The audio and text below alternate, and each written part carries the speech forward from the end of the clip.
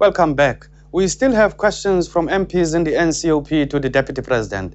COPE Member of Parliament, Mr. Dirk Veldman, wanted to know, with reference to the Public Service Commission audit report in February 2007, what has government to address the discrepancies in the database and lack of uniform systems of norms, standards, and indicators that can be easily accessed for monitoring and evaluation processes?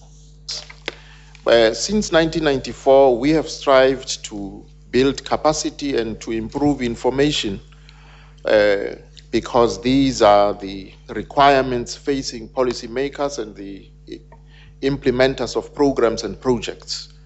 We were tasked with developing and implementing policy while strengthening our own capacity and developing systems.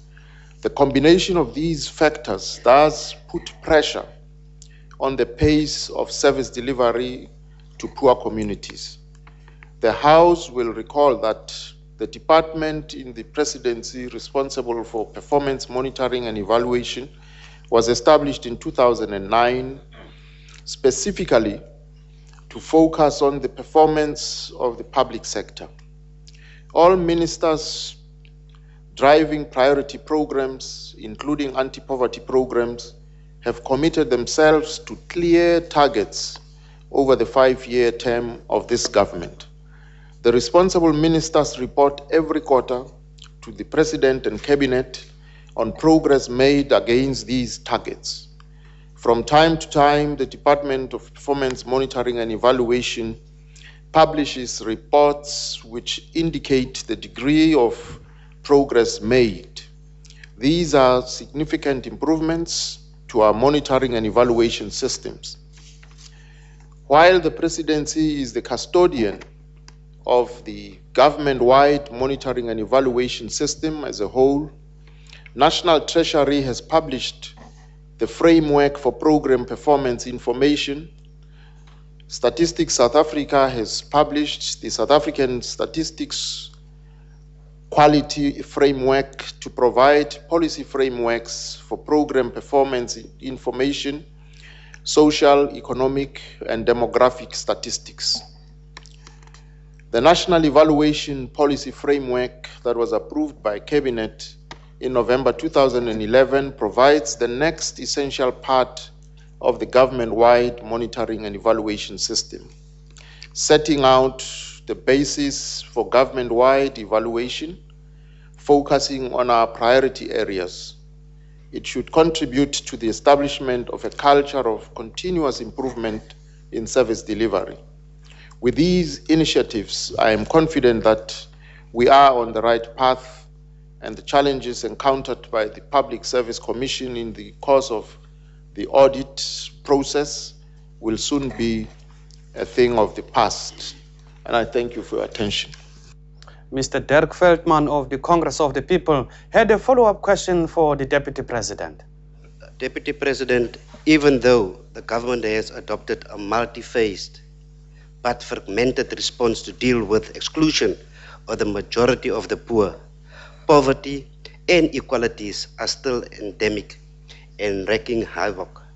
Does the Deputy President see the necessity to adopt the use of a standardized system of norms, standards and indicators that can be easily accessed for monitoring and evaluating the inclusivity and impact in the fight against poverty and inequalities? If so, Deputy President, what are the relevant suggestions? I thank you. Honorable Deputy President. Thank you very much, honorable members and honorable Mr. Veldman. Yes, indeed, it is desirable to have clearly standardized targets as well as measurements, because it is only possible to monitor and evaluate if matters are properly, the targets are properly set, timelines set, and so on. And so the collection of data would be easy to manage. And with that data, that as we implement the data that we gather, would then serve as a basis and tools for even more efficient planning. And monitoring also assists in the sense that where there is a deviation or a problem or slackness that is detectable early enough to correct than much later. And that is why we have this government-wide monitoring and evaluation system, and there's a dedicated ministry to do that. In fact, just to share with you, in cabinet, the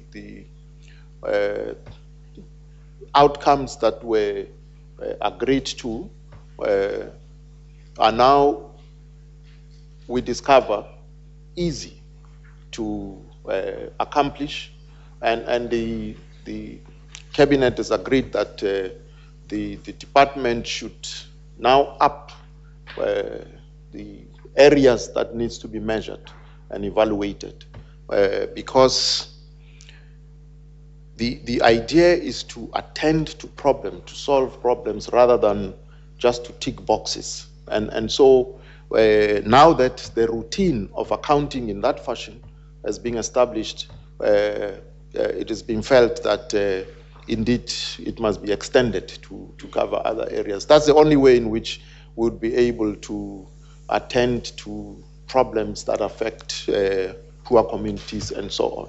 That, of course, also includes on issues of infrastructure and so on. Thank you.